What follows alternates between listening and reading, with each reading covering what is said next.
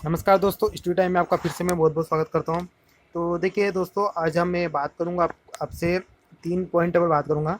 Okay, सबसे पहली बात मैं वर्ग 1 और वर्ग 2 की काउंसलिंग के बारे में आज आपसे बात करूँगा और बिल्कुल सही जानकारी मैं देता हूँ। देखिए, एक बात सुनिए।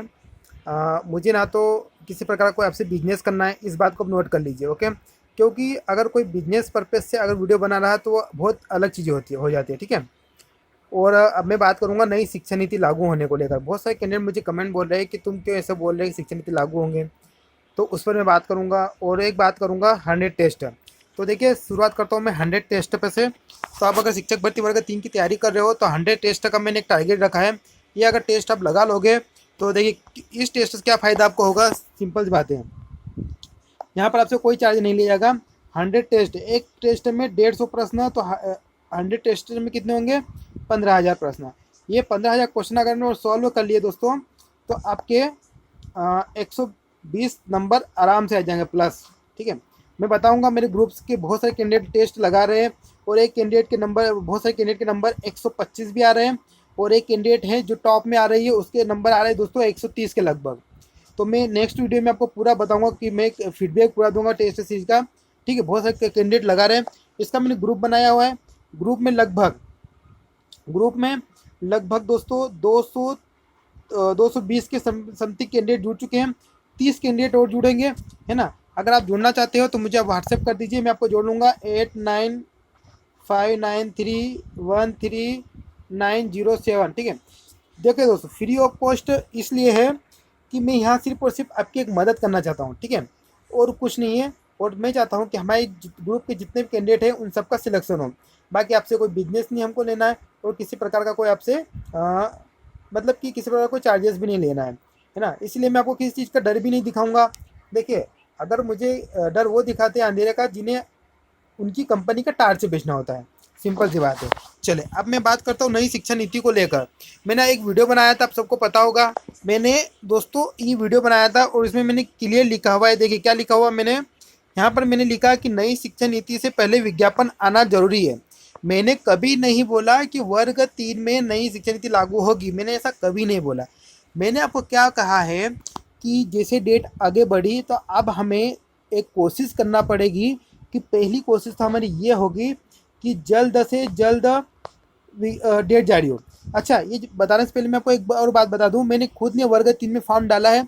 तो दोस्तों, मैं जो भी जानकारी दूंगा तो ये समझना मैं सही ही दूंगा। ठीक है, मुझे यहाँ पर किसी प्रकार का कोई टार्च नहीं बेचना है, तो आप मुझ पर पूरा विश्वास कर सकते हो।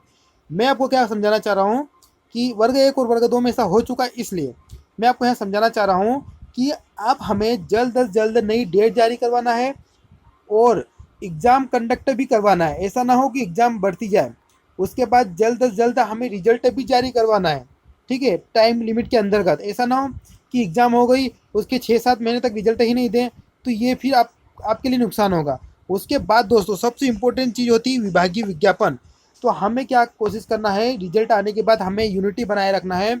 और दोस्तों, हमें यूनिटी बनाने के बाद हमें नई शिक्षा नीति जो आने वाली है उससे पहले हमें विभाग से विज्ञापन जारी करवाना है। ठीक है, उसके बाद ये ज्वाइनिंग कब भी दे वो अलग इशू हो जाता है। ठीक है, लेकिन हमें विज्ञापन का विभाग का विज्ञापन जारी किसी भी तरह करवाना ही होगा।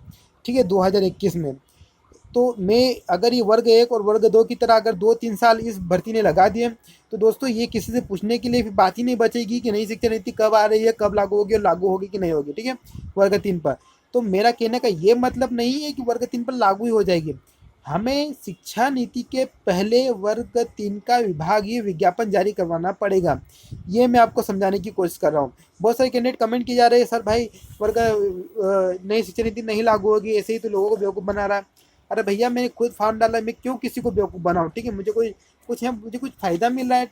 अब देखिए, मैं कड़वी बात बोलता हूँ लेकिन सच बोलता हूँ। ऐसा नहीं आपको मीठी मीठी बातें बोलूँ कि आप सब्सक्राइब कर लोगे, तो वो ऐसा काम यहाँ पर नहीं है दोस्तों। ऐसा वर्ग 1 वर्ग 2 में मैं हमेशा सच्चाई बोलते आया हूँ। बहुत सारे लोगों को कड़वी लगी, उन्होंने अनसब्सक्राइब भी कर दिया, पर मुझे सब्सक्राइबर्स की इतनी इंपॉर्टेंस नहीं है, मुझे है सही जानकारी देना। अब मैं बात करता हूँ वर्ग 2 और वर्ग 3 वालों की, वर्ग 1 और वर्ग 2 वालों की वेरिफिकेशन को लेकर। एक कैंडिडेट ने दोस्तों मुझे कहा था कि भाई आप बहुत जो जल्दी जल्दी बोलते हो, धीरे धीरे बोला करो। तो देखिए यार, मैं अगर धीरे धीरे बोलूँगा तो बात यह है कि वीडियो 10 से 15 मिनट चला जाएगा, और मैं नहीं चाहता कि वीडियो 10 से 15 मिनट का बने। हाँ, ये बात अलग है, वीडियो 10 से 15 मिनट का अगर वीडियो बनता है तो उससे यूट्यूबर को फ़ायदा होता है। क्या फ़ायदा होता है? उससे यूट्यूबर को यूट्यूब क्या एक ऑप्शन देता है कि आप जितना चाहे उतना ऐड लगा लो 10 मिनट से ज़्यादा होने पर। लेकिन मैं इस चीज़ की ओर मैंने कभी ध्यान ही नहीं दिया कि मुझे फ़ायदा लेना है यूट्यूब से।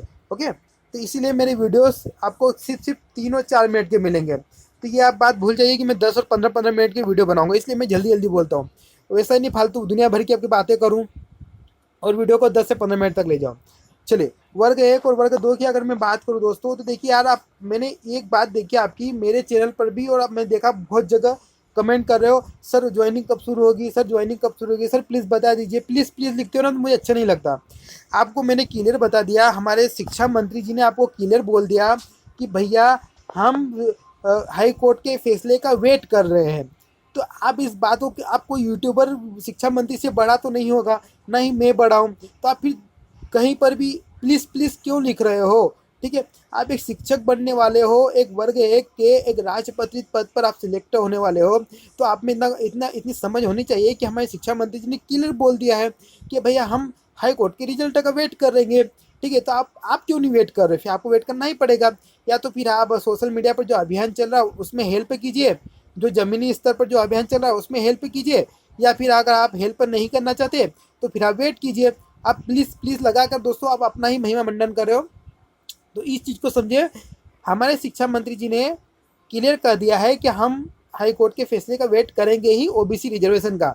अब मैं इस पर बार बार वीडियो बनाऊँ, क्या मतलब? कोई इसका मतलब नहीं रह जाता, कोई सेंस नहीं रह जाता। ठीक है, तो चलिए मिलते हैं दोस्तों। और जितनी भी मैंने बातें बताई, पॉइंट ऑफ टू पॉइंट बताई।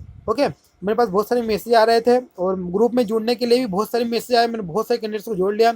ऑलरेडी कैंडिडेट में टेस्ट सीरीज दे रहा हूँ। बाकी दोस्तों मिलते हैं नेक्स्ट वीडियो में, तब तक के लिए जय हिंद, जय भारत।